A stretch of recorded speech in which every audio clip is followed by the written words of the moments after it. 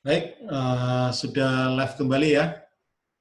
Oke, saya mulai. Assalamualaikum warahmatullahi wabarakatuh. Salam jiwa raga. Saya Dodi Faisal Humaini, saya seorang trainer dan konsultan sumber daya manusia di Kartens HRD, bidang pengembangan soft kompetensi dan karakter building. Ya. Nah, rekan-rekan, di awal saya ingin bertanya, ya, adakah di antara Anda yang dalam kehidupannya, dalam pekerjaannya, di keluarganya, di masyarakat, di tempat bekerja, ya, yang tidak pernah mengalami konflik sama sekali? Coba, ada tidak? Ada tidak di antara rekan-rekan yang dalam kehidupannya, di masyarakat, keluarga, tempat kerja, yang hampir tidak pernah mengalami konflik sama sekali? Saya pikir tidak ada, ya. Insya Allah tidak ada yang dalam hidupnya tidak pernah mengalami konflik sedikit pun, ya. Saya yakin kita pernah, ya, barang sesekali, dua kali, sedikit atau banyak, kecil atau besar, pasti mengalami yang namanya konflik, ya. Nah, dan saya mengamati seringkali buntut dari konflik ini adalah apa? Terjadi perselisihan, perpecahan, ya, kemudian keluarga mungkin menjadi kacau, berantakan, perusahaan menjadi tidak produktif, ya, di kampung masyarakat menjadi tidak akur lagi, tidak guyup lagi, ya, dan sebagainya. Nah, teman-teman, yang Anda kita pernah mengalami hal-hal yang demikian, maka kita patut mempelajari satu topik yaitu tentang mengelola konflik, ya. Yang kali ini saya spesifikkan mengelola konflik dalam organisasi, ya. Nah, saya tampilkan slide sederhana saya berkaitan tentang mengelola konflik dalam organisasi, ya. Insya Allah sudah bisa dilihat ya rekan-rekan ya. Oke, ya.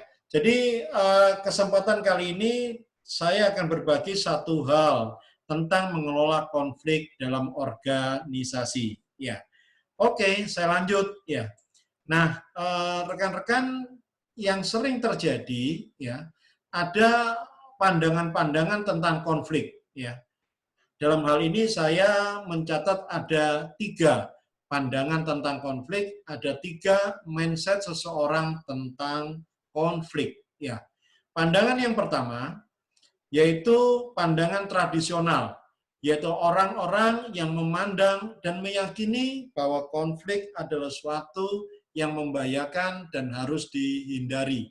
Ya, jadi sekali lagi ini adalah orang yang bahasanya kolot gitu ya, yang memandang bahwa konflik adalah suatu yang membahayakan dan harus dihindari.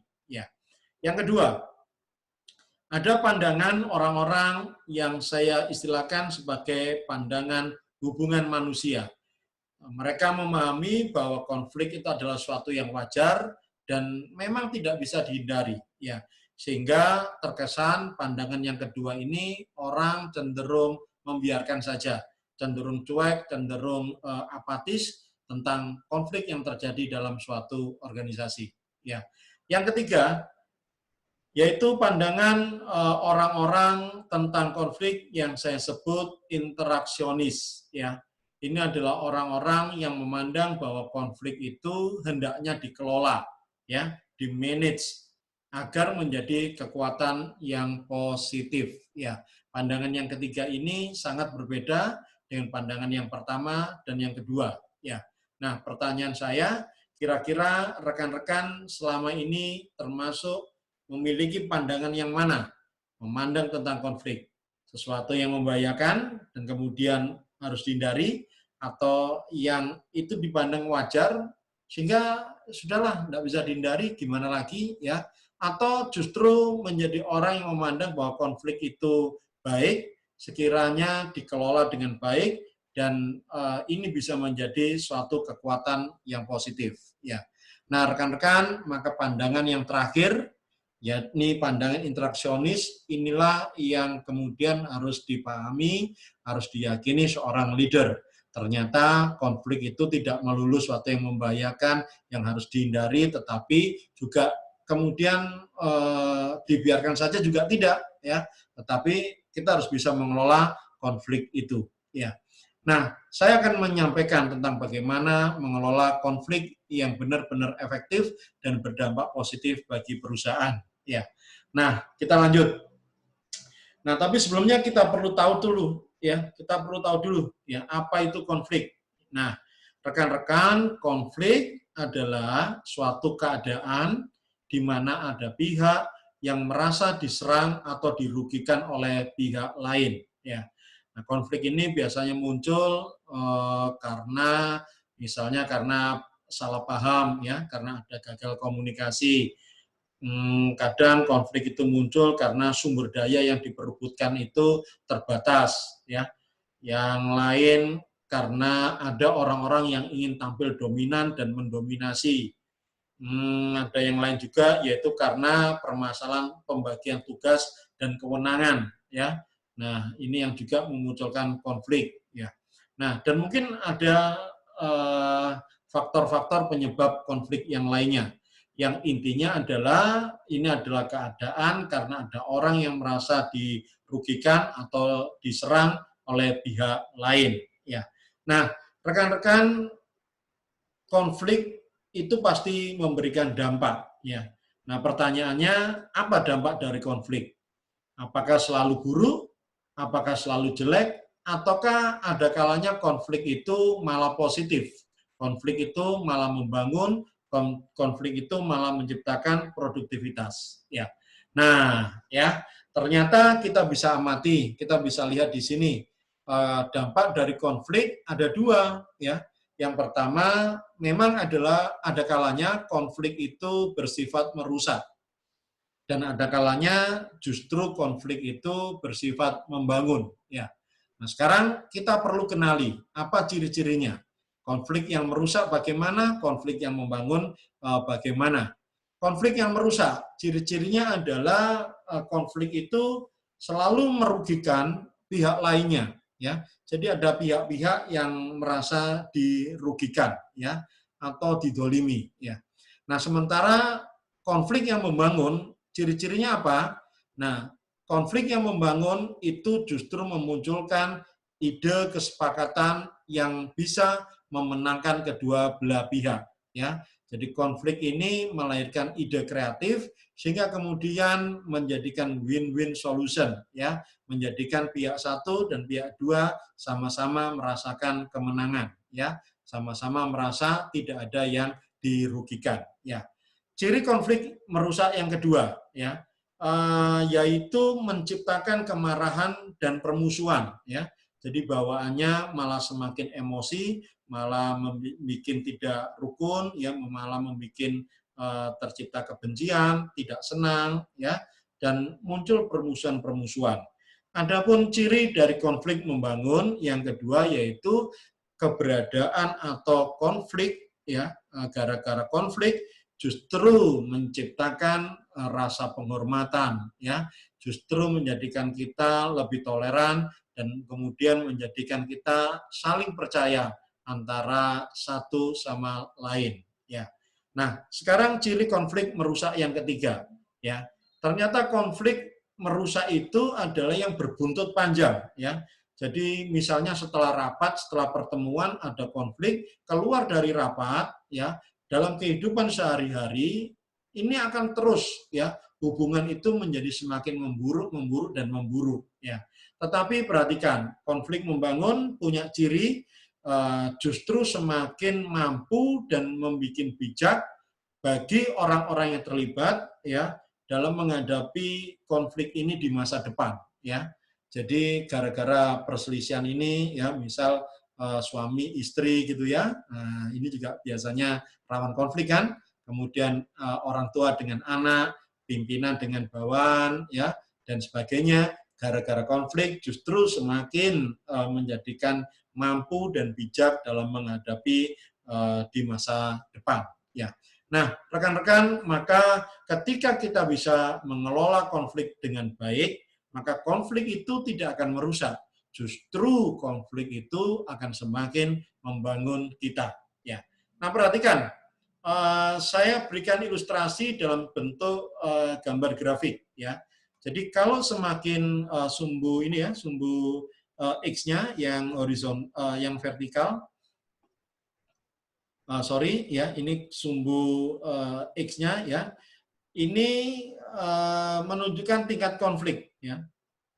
Kemudian ini sumbu Y-nya ya, yang vertikal ya, ini horizontal, ini vertikal. Vertikal menunjukkan tingkat produktivitas ya. Nah, sekarang perhatikan.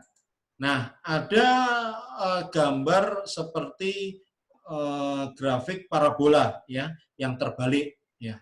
Nah, maka yang pertama, kalau tingkat konflik itu rendah ya, ini ada di angka 1, tingkat konfliknya rendah, maka kita lihat biasanya produktivitas dalam organisasi itu juga rendah ya. Kenapa? Karena di sini tidak ada perdebatan ya.